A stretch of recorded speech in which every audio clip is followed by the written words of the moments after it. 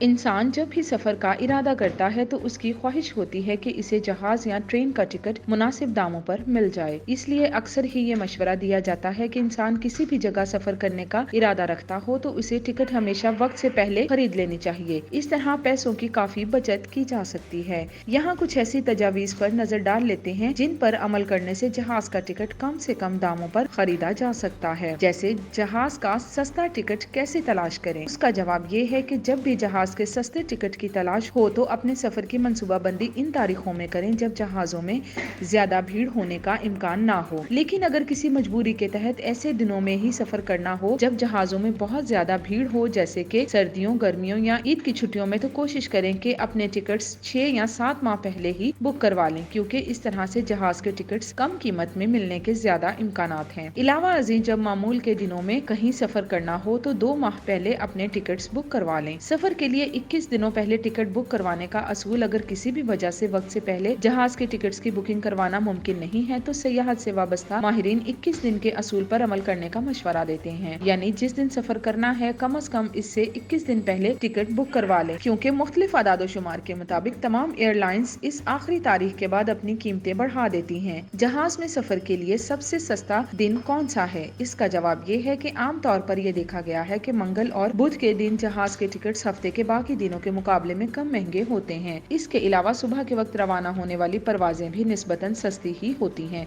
क्योंकि इस वक्त सफर करने वालों की तादाद कम होती है।